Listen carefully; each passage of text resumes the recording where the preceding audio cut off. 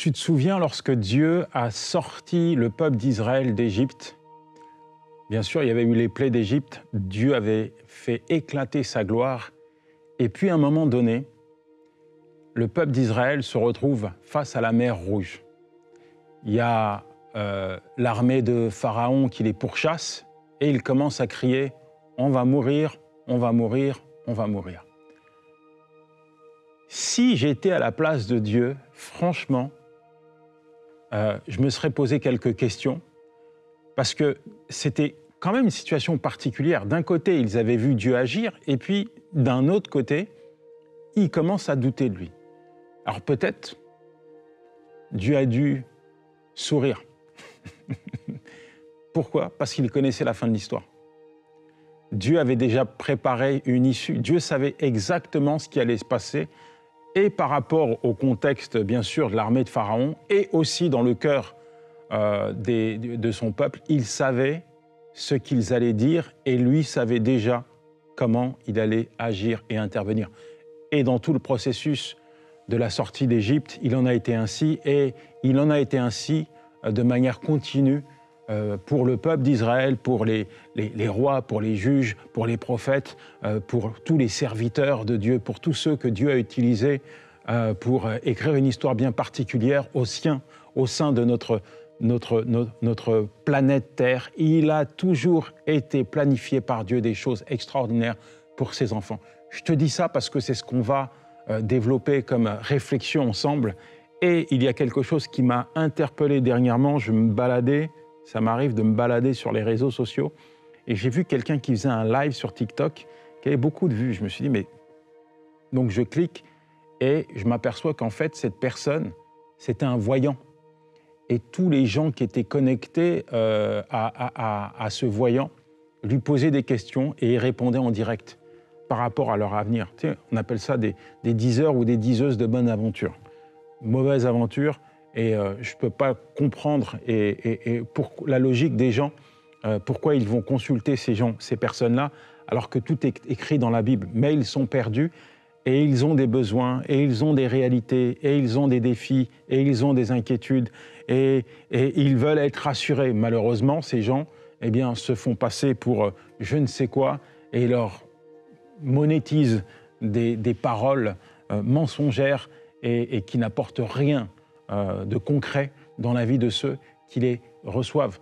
Je dis ça avec expérience également, puisque ma belle-mère consultait régulièrement une diseuse de bonne aventure.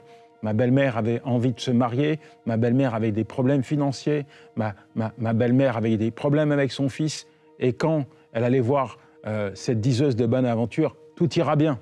Vous aurez un mari, vous aurez de l'argent, d'ailleurs donnez-moi de l'argent, et puis votre famille aussi se portera pour le mieux. Mensonge, mensonge et mensonge.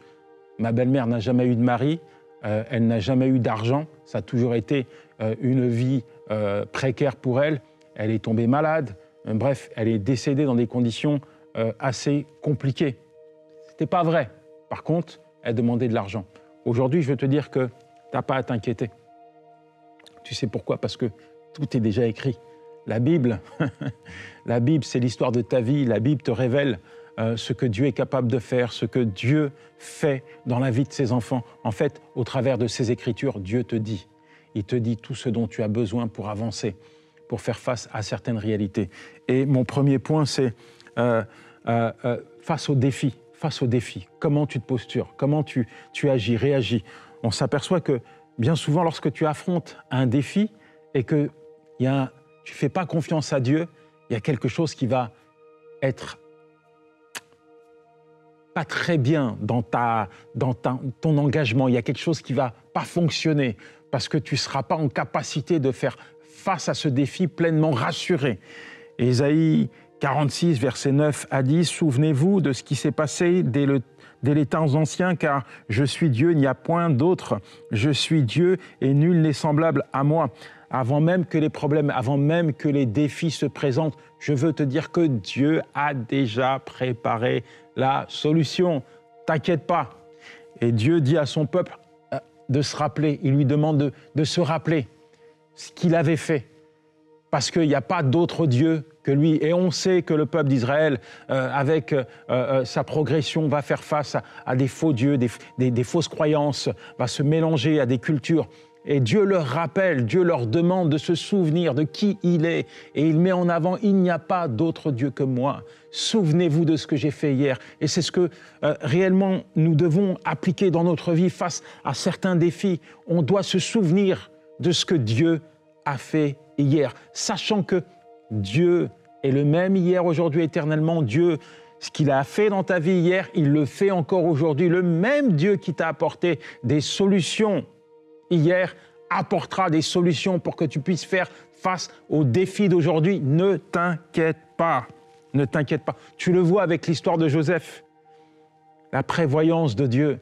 Dieu avait déjà préparé, Dieu savait exactement ce que Joseph allait rencontrer comme opposition de la part de ses frères. Dieu savait exactement ce que Joseph allait vivre dans la maison de Potiphar. Dieu savait exactement comment il allait préparer Joseph, où Joseph allait se retrouver. Il savait, il connaissait les endroits que Joseph allait rencontrer. Il connaissait les personnes, mais il savait également ce qu'il allait faire dans la vie de Joseph. Il savait également que, en fait, au travers de Joseph, il allait sauver son peuple.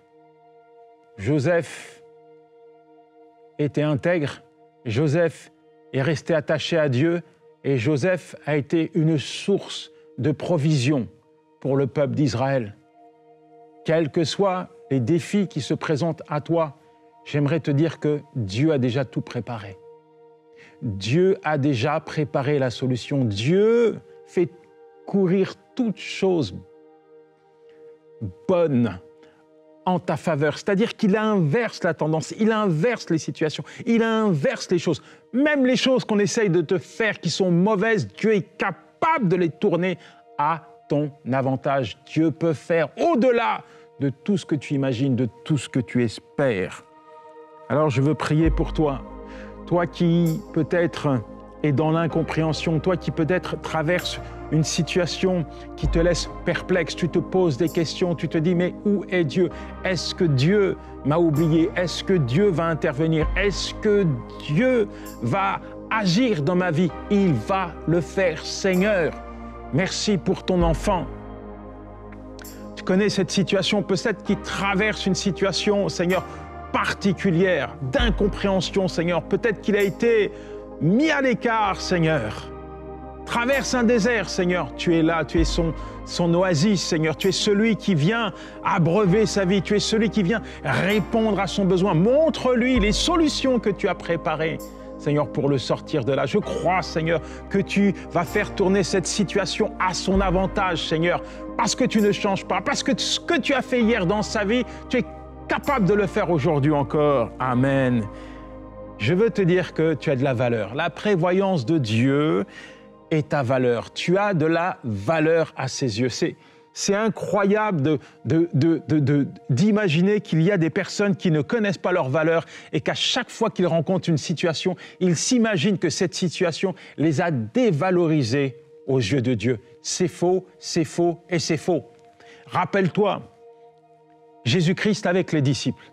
Il savait très bien ce qu'ils allaient se passer dans la vie de Pierre. Il savait très bien ce que Pierre allait faire. Il allait le renier. Mais pourtant, il va dire à Pierre, tu es Pierre, et sur cette pierre, je bâtirai mon église. Il connaissait le caractère de chacun de ses disciples, mais il savait également ce qu'il allait accomplir au travers de chacun de ses disciples. Il avait déjà tout arrêté, tout prévu. Il les avait déjà équipés pour le mandat dans lequel il les avait enrôlés. Tu as de la valeur, et c'est pas parce que tu as subi un échec que tu as perdu ta valeur aux yeux de Dieu. Non, aux yeux de ton Créateur, ta valeur reste intacte. Il t'a mandaté pour quelque chose de particulier. Il t'a enrôlé pour accomplir quelque chose de particulier. Et c'est pas parce qu'aujourd'hui, tu subis quelque chose de dur et difficile, c'est pas parce qu'aujourd'hui, tu as peut-être encaissé un échec que tu as perdu ta valeur, que l'appel de Dieu est rendu caduc pour toi. Non, c'est faux, tu as de la valeur. Et Jésus-Christ dira à ses disciples dans Matthieu 10, versets 29 à 31, « 2 moineaux ne sont-ils pas vendus pour 1 sou ? Or, pas un seul ne tombe à terre sans que votre Père le veuille. Quant à vous, même les cheveux de votre tête sont comptés. Soyez donc sans crainte, vous avez bien plus de valeur qu'une multitude de moineaux. Il n'y a pas un cheveu qui tombe à terre de ta tête sans que Dieu le sache. Tu m'entends? Il n'y a pas un cheveu qui tombe à terre sans que Dieu le sache. Dieu connaît ta valeur et ne laisse rien ni personne te dévaloriser. Ne laisse aucune situation te dévaloriser. Dieu connaît ta valeur. Il est ton créateur et il a placé quelque chose de spécial sur ta vie. Il a déjà tout prévu. Avec la vision qu'il t'a donnée, il a préparé la provision. Avec les projets qu'il a mis sur ton cœur, il a préparé le budget pour l'accomplir. Avec le but qu'il a préparé pour toi, il t'a déjà donné la capacité de l'atteindre. Ne t'inquiète pas, le chemin est préparé. Ça m'est arrivé de faire rire mon épouse à cause de mon attitude. En fait, souvent, auparavant, elle priait Dieu pour quelque chose de spécifique.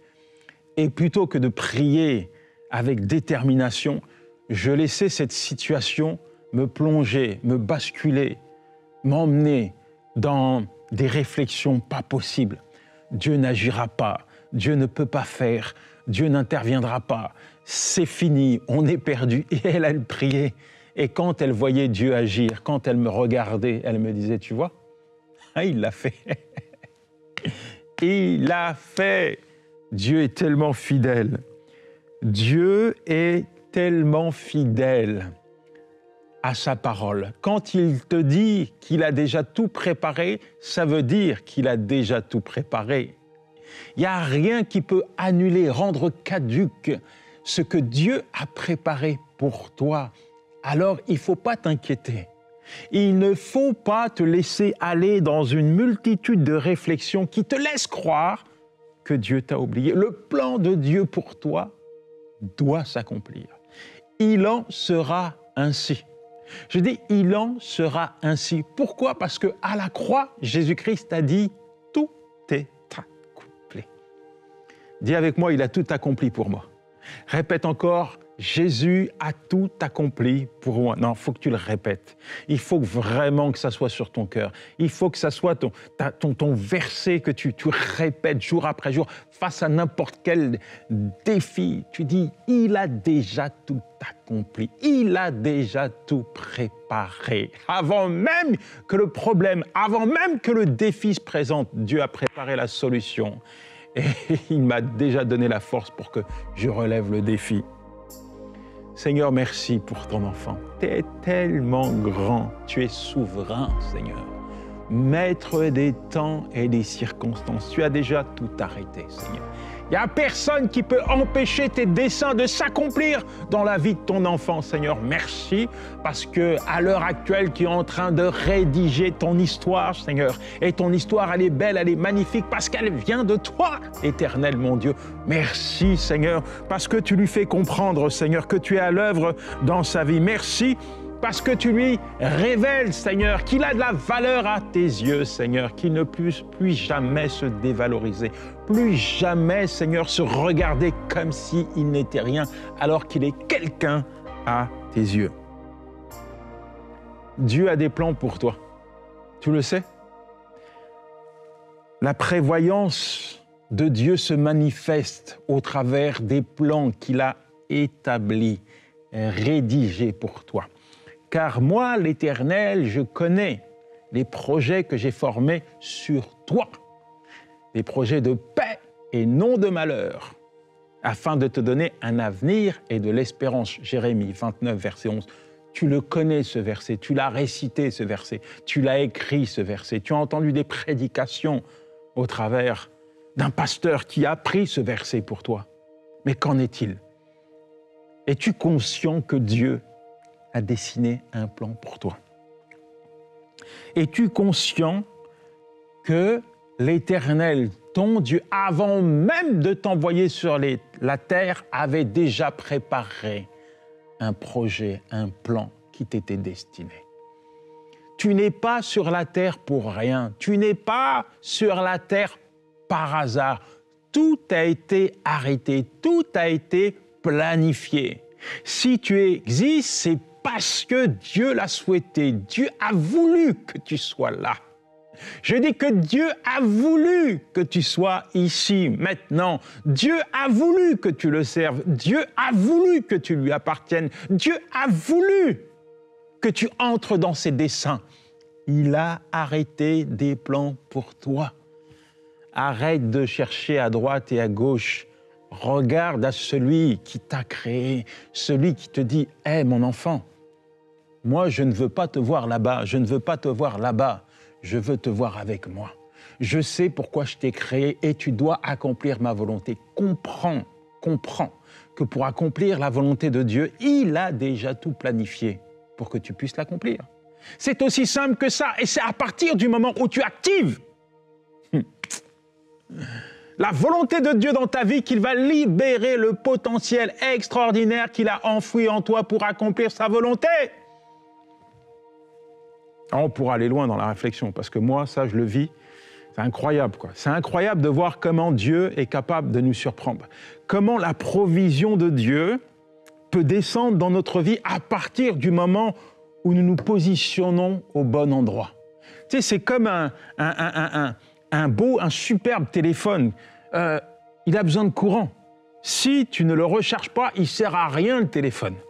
Et tu mets un téléphone dans un désert sans courant, il sert à quoi? À rien. Par contre, tu le mets dans un endroit où tu peux le recharger, il va te servir. Et parfois, c'est une image comme ça, mais que je te donne, mais parfois, pour entrer dans la volonté de Dieu, pour voir les desseins de Dieu s'accomplir, tu as besoin de te connecter à lui, de te brancher à la source. Tu as besoin de comprendre, de réaliser qui tu es. Tu as besoin de comprendre la parole de Dieu, les desseins de Dieu pour ta vie. Et c'est à partir du moment où tu te retranches dans sa présence, c'est à partir du moment où Dieu devient un tout dans ta vie que tout à coup, tu vois le potentiel de Dieu s'activer en toi. Tu es peut-être au mauvais endroit. Tu es peut-être dans un endroit où Dieu ne veut pas te voir. Résultat, tu ne portes aucun fruit. Tu es dans un désert. Change d'endroit, mon ami. Change d'endroit et tu te dis peut-être, mais où aller? Va dans la présence de Dieu déjà. Va dans la présence de Dieu pour comprendre pourquoi il t'a placé sur la terre. Et alors que tu te retranches dans sa présence, il te montrera l'endroit où tu dois aller.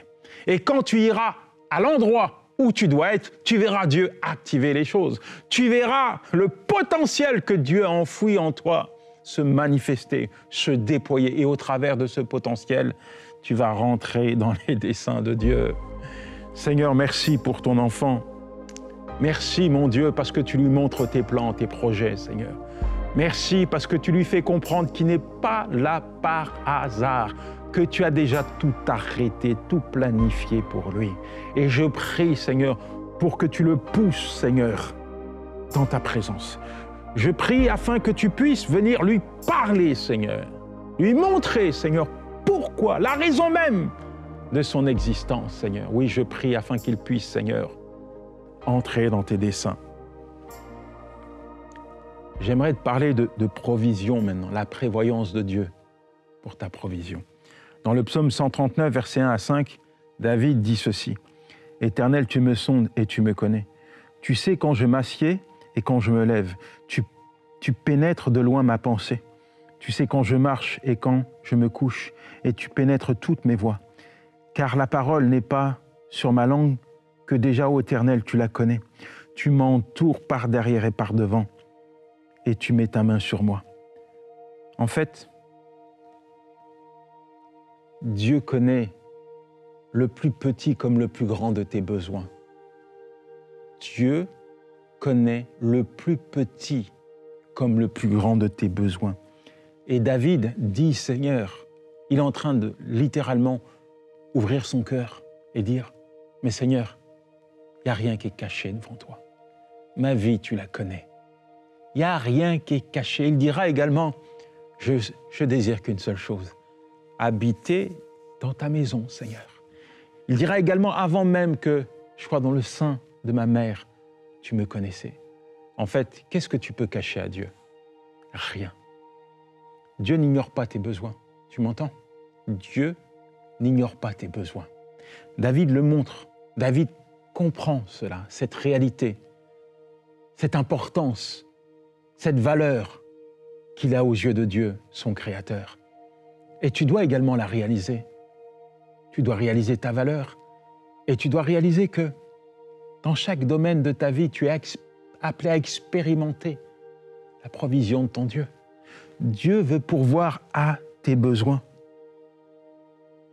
Quand tu regardes la Bible, tu t'aperçois que Dieu n'oublie jamais ses enfants. Dieu n'oublie jamais, jamais, jamais ses enfants. Il répond toujours, toujours à ses enfants. J'aime cette image d'Élie qui demande la mort, qui n'a plus rien à manger. Dieu lui envoie un corbeau pour le nourrir. J'aime cette image de la veuve de Sarepta qui va mourir, un peu de farine, un peu d'huile. Dieu lui envoie Élisée pour vivre une provision miraculeuse. Il y a tellement de faits dans la Bible qui nous montrent la provision de Dieu, tellement de faits qui nous montrent que Dieu répond toujours au bon moment, que Dieu s'occupe de tout. Alors quel est ton besoin? Quel est ton besoin? Seigneur, je te demande de répondre aux besoins de ton enfant. Seigneur, qu'il soit dans un besoin spirituel, un besoin psychique, un besoin physique, un besoin matériel, un besoin financier. Quel que soit, Seigneur, son besoin, je te demande d'y répondre. Je te demande, Seigneur, d'utiliser, Seigneur, n'importe qui, n'importe quelle circonstance, Seigneur, pour provisionner, Seigneur, ton enfant. Ouvre tes écluses, Seigneur. Déverse, déverse, déverse, déverse, Seigneur, une provision, Seigneur, divine dans sa vie. Tu es celui, Seigneur, qui dépasse l'entendement. Tu dépasses nos pensées. Et alors que je t'invoque, Seigneur, je te demande, Seigneur, juste d'accomplir un miracle, Seigneur, dans la vie de ton enfant. Oui, accomplir un miracle. Comme tu l'as fait, Seigneur, pour cette veuve, Seigneur. Comme tu l'as fait, Seigneur, pour Élie. Accomplis un miracle, Seigneur. Seigneur, alors que nous nous offrons à toi, notre vie, Seigneur, devient la scène du miraculeux. Amen. Vis ton miracle. Reçois la provision de Dieu.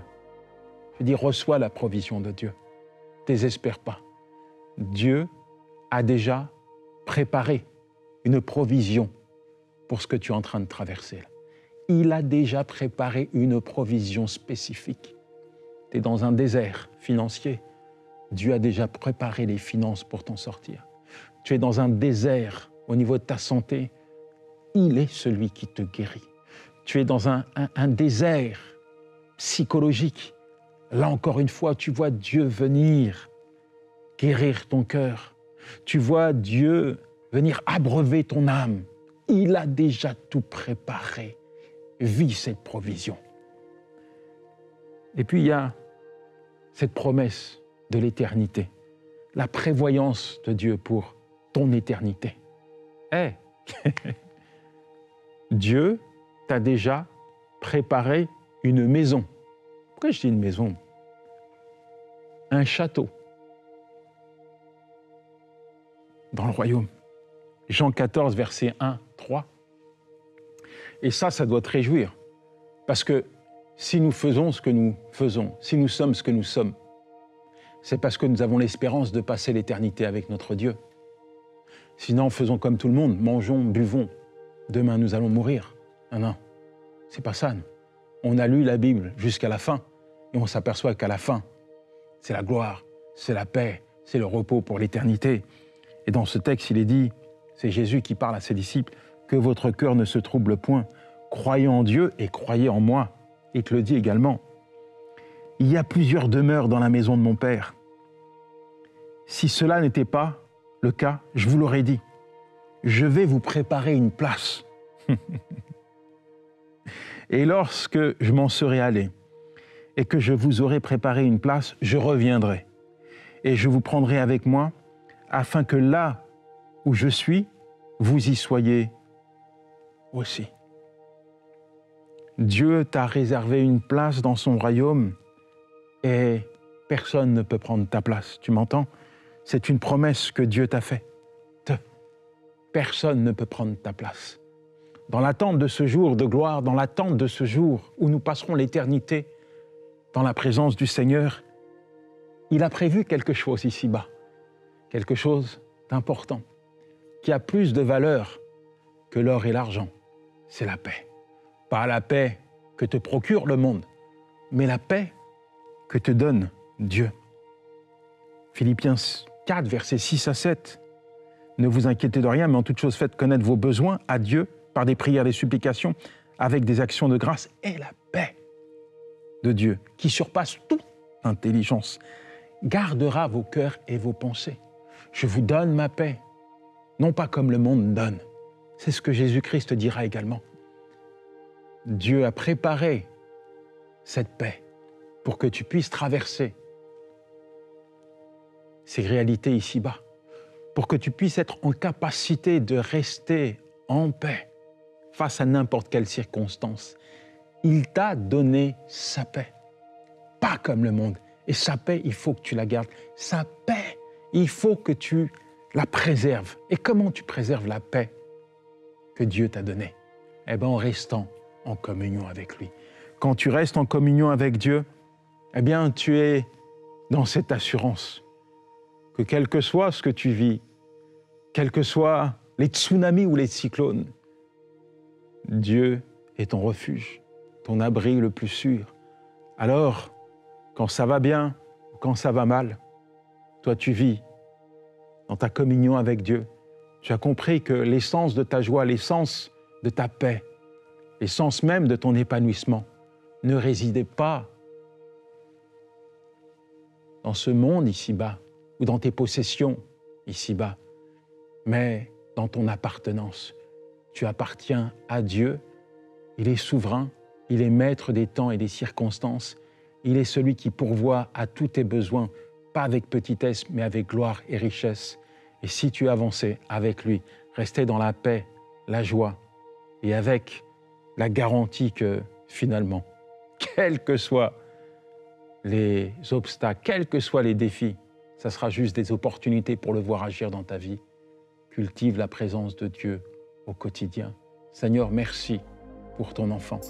Alors que tu viens le rassurer, alors que tu lui as parlé, alors que tu lui as montré, Seigneur, que tu étais à l'œuvre dans sa vie, que rien ne t'échappait, Seigneur. Rien ne passait à la trappe, Seigneur. Rien n'était caché à tes yeux, que tu connaissais, Seigneur, chacun de ses besoins et qu'il avait une valeur, Seigneur, à tes yeux. Tu lui as montré tout ça.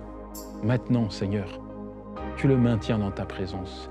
Maintenant, tu lui fais comprendre, Seigneur, que chaque jour, il doit se retrancher dans ta présence afin de cultiver, d'entretenir une relation riche et permanente avec toi.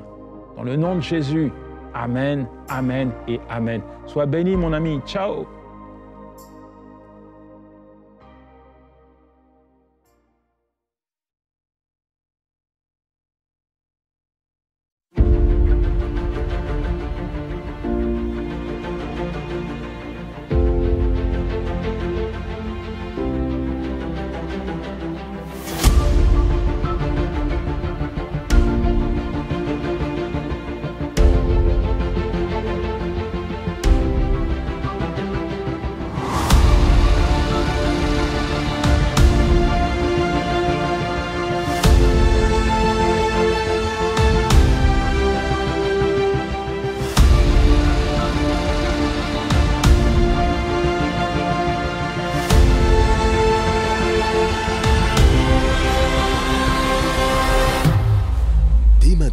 Faites partie des 20 000 partenaires mensuels qui porteront la vision d'EMCI et qui l'amèneront encore plus loin.